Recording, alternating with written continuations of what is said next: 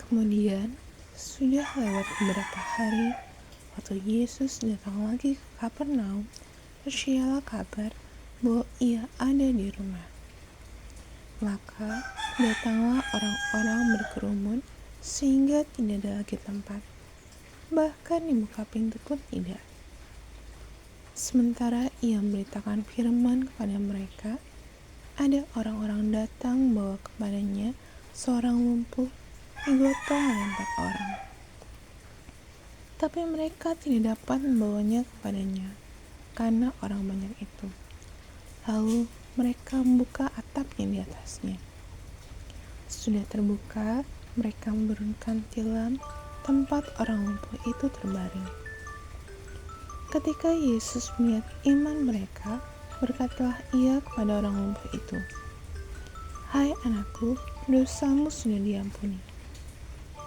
Tapi di situ ada juga duduk beberapa ahli Taurat. Mereka berpikir dalam hatinya, "Mengapa orang ini berkata begitu? Ia menghujat Allah. Siapa yang dapat mengampuni dosa selain daripada Allah sendiri?" Tetapi Yesus segera mengetahui dalam hatinya bahwa mereka berpikir demikian. Lalu ia berkata kepada mereka, "Mengapa kamu berpikir begitu dalam hatimu? Manakah lebih mudah mengatakan kepada orang lumpuh ini, dosamu sudah diampuni, atau mengatakan, bangunlah, angkatlah tilammu dan berjalan? Tetapi supaya kamu tahu bahwa di dunia ini Anak Manusia berkuasa mengampuni dosa." Berkatalah ia kepada orang lumpuh itu, "Kepadamu katakan, bangunlah, angkatlah tempat tidurmu, dan pulanglah ke rumahmu." Dan orang itu pun bangun, segera mengangkat tempat tidurnya, dan pergi keluar di hadapan orang-orang itu, sehingga mereka semua takjub lalu memuliakan Allah. Katanya, "Yang begini belum pernah kita lihat." Sudah itu, Yesus pergi lagi ke pantai Danau, dan seluruh orang banyak datang kepadanya. Lalu ia mengajar mereka. Kemudian, ketika ia berjalan lewat di situ, ia melihat Lewi, anak Alfeus, duduk di rumah cukai.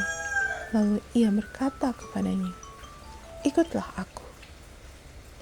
Maka berdirilah Lewi, lalu mengikuti dia. Kemudian ketika Yesus makan di rumah orang itu, banyak pungut cukai dan orang berdosa makan bersama-sama dengan dia dan murid-muridnya, sebab banyak orang yang mengikuti dia.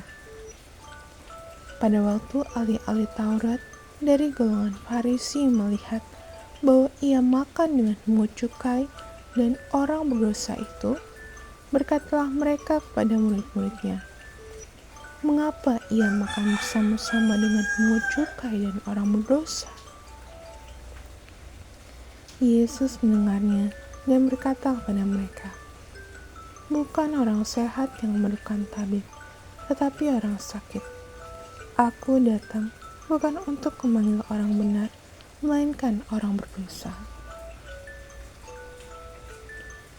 Pada suatu kali, ketika murid-murid Yohanes dan orang-orang Farisi sedang berpuasa, datanglah orang-orang dan mengatakan kepada Yesus, "Mengapa murid-murid Yohanes dan murid-murid orang Farisi berpuasa, tetapi murid-muridmu tidak?"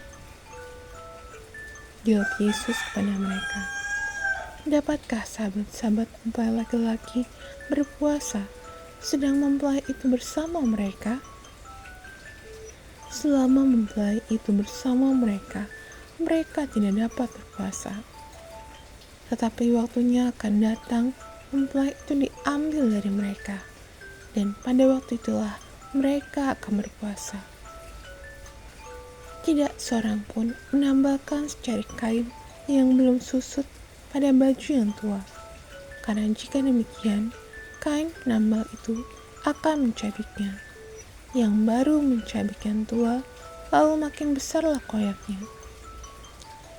Demikian juga tidak seorang pun mengisikan anggur yang baru ke dalam kantong kulit yang tua. Karena jika demikian, anggur itu akan mengoyakkan kantong itu, sehingga anggur itu dan kantongnya dua-duanya terbuang. Tetapi anggur yang baru hendaknya disimpan dalam kantong yang baru pula. Pada suatu kali, pada hari Sabat, Yesus berjalan di ladang gandum, dan sementara berjalan, murid-muridnya memetik bulir gandum. Maka kata orang-orang Farisi kepadanya, "Lihat, mengapa mereka berbuat sesuatu yang tidak diperbolehkan pada hari Sabat?"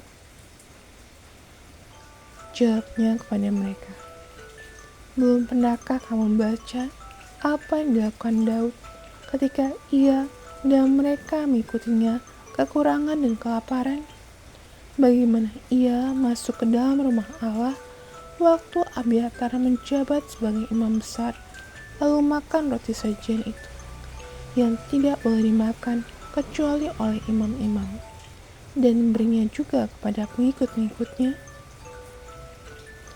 Lalu kata Yesus kepada mereka, "Hari Sabat diadakan untuk manusia, dan bukan manusia untuk hari Sabat.